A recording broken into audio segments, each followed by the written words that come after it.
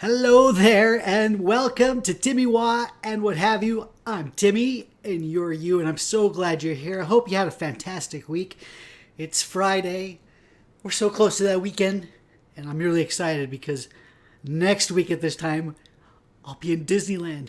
And if I'm lucky and all the stars and planets align, if you believe in all that stuff, I'll share it with you on a live stream here on the YouTube channel. So, let's get right into part two from what we started on Monday with the differences between Walt Disney World and Disneyland. Coast to coast, right here on TimmyWA and what have you.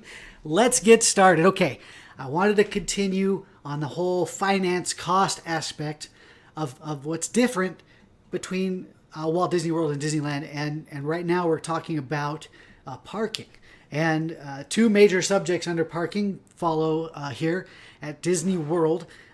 Disneyland and Disney World have in common parking at the parks. Okay, so you pay a daily fee to park your vehicle at the park, and you get preferred parking or you get standard parking. Okay, and I think the prices are just about the same too. So at Walt Disney World, currently as of today, 2019 in August, the price is for preferred parking, depending on the type of vehicle, it's either $45 to $50, and preferred parking gets you really close. That's the idea. That's the benefit. You get really close to the entrance of the park, and sometimes it's covered parking, but for the most part, the idea is that it's just better parking because you're closer. So that's preferred parking, and that could be as much as double as standard parking. And standard parking for a vehicle is $25 a day. Easy, right? Then the exceptions are if you have a big vehicle. So if you have a limo, a bus, a tractor trailer or semi, because a lot of people are driving their semis to Disney World apparently, an RV or a trailer like a camper trailer, that's $30 a day. So $25 for standard, $45 to $50 depending on the vehicle for preferred, and $30 for oversized vehicles. So again, I think that's about the same at Disneyland. Daily rates anytime you park a car. All right, so that's parking. Now, what Disney World doesn't have in common with Disneyland is resort parking. And this only started a couple years ago. When we went last time in 2015, it wasn't a thing. So keep all this in mind as you're budgeting and planning your trip and knowing how much money you're going to need to make this trip happen. So resort parking, again, is a daily overnight fee for parking your vehicle at your resort. Now, these are on-premise, on-property resorts. So Disney World resorts. So just keep that in mind every day you park a vehicle. And let me pull up the sheet here. And the pricing are different depending on what time you booked. So if you booked before June 18th of 2019, so a few months back, if you booked before June 18th this year, 2019, these are your daily overnight parking fees at the Disney World resorts. And there's three classes of Disney World resorts. So for the value resorts, it's $13 a night. Okay. For moderate resorts, $19 a night. And for deluxe and deluxe villa resorts, $24 a night. Now, if you booked your reservation since June 18th of 2019, so since then, so if you booked after that date and you're arriving next year, okay, so 2020 specifically, they went up a couple bucks depending on the class. So value resorts are $15 a night versus $13. $20 a night for moderate versus $19, so that only went up $1. And similarly for deluxe and deluxe villa resorts, it went up $1 from $24 to $25 a night. So now the exception is the Fort Wilderness resorts. Now that's the campground. So you have cabins and campsites. Any campsites, each campsite provides a free complimentary space for one motorized vehicle. So that they don't charge for parking for one vehicle at the Fort Wilderness resorts. Okay, that's the exception. So let's think about this for a minute. This could be a huge chunk of money depending on how long you're staying. In the last video, we talked about how long you need to spend to get your money's worth and to get enough of the park in.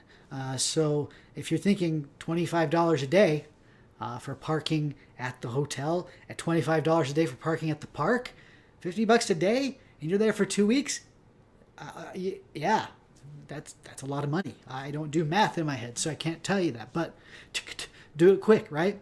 So that's a big chunk of money. So what you got to think about is, one, if that's okay, that's okay. Rent a car, you get that flexibility, you get that mobility, and that's great because it'll help you get to other attractions in the Orlando area, of course, or visit friends or whatever that are off property.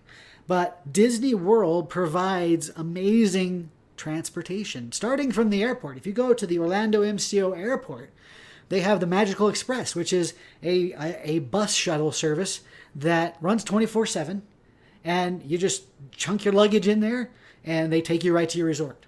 And that's included. That's free. That doesn't cost anything. So that gets you from the airport to the resort you're staying at. So that's easy. And then then you don't have to worry about parking a car. Then the Disney resorts have many ways of transportation. They have the buses that run at least an hour before and an hour after all the parks are open. And they run 15, 20 minutes every so often, every 15, 20, 30 minutes, depending. It depends on your resort where the bus stops are, but there are plenty of stops. That certainly requires a little investment in waiting, but, $25 a day, $50 a day, if you're staying at a deluxe hotel, waiting maybe 15, 20 minutes isn't terrible, right? So there's buses, and then that's the most reliable and consistent mode of transportation that Walt Disney World offers. Secondly, depending on the resort, there might be riverboats. So we're staying at the Swan and Dolphin, and they have riverboats that go in between the Swan and Dolphin Resort, Epcot, and Hollywood Studios, and I think more, but at least those 3 stops. So that's cool. And then there's the monorail, of course. The monorail goes all over the parks. And certainly look it up online to see where the stops are. And then finally, the new Skyliner service. That's coming up. That's happening. You've probably seen those, the big gondolas that are decorated. Those will be opening, and those will, over the next couple of years, just spread out over the parks and be a great mode of transportation. So, and then finally, the minivans, MINNIE, minivans. That's a service provided in partnership with Lyft. So there's a fee involved with that. But again, $25, $50 a day for parking versus maybe $7, $8 for using a Lyft or Uber or the minivans. It might just work out for you. All right. So that's the big thing that I wanted to kind of conclude with. Of course, Disney World, as we mentioned in the last video, there's a lot. And you have to plan. And because of the way Fast Pass Plus works, you can kind of space out the stress of planning. 60 days in advance, 30 days in advance, you can get just that one less thing off the table for the moment, right? So then you can focus on preparing with snacks and clothing and other financial aspects. So yeah, I mean, it's big. And Josh, thanks for commenting on the last video. Josh commented and concern was that it was kind of overwhelming, and he was kind of bummed about that.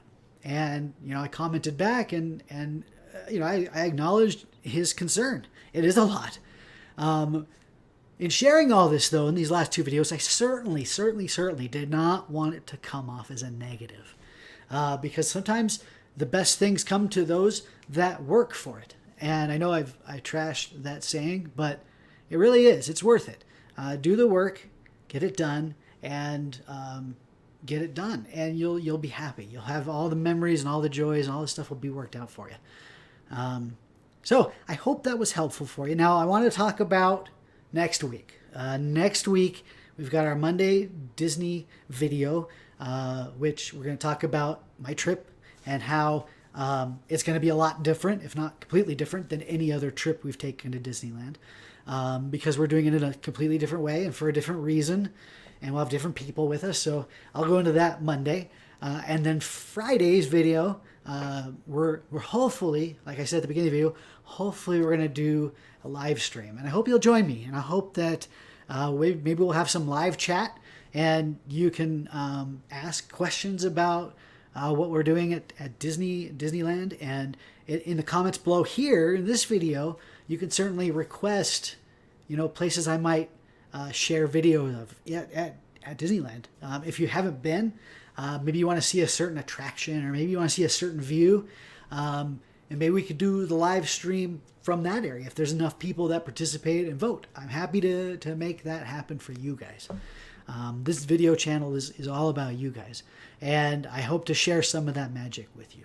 All right, so that's coming up Monday and next Friday, and then when we come back, we'll be back to normal for about a month and a half. We'll go to Disney World and might be able to do the same kind of thing at Disney World. I'm really excited. I hope you can feel that, and I hope you are excited with us. And I hope that maybe if you don't get the opportunity to visit the parks, that somehow me sharing on this channel will help you feel some of that. Certainly not the same, and I don't mean to substitute that, but wow. I hope my energy and I hope my feeling comes through.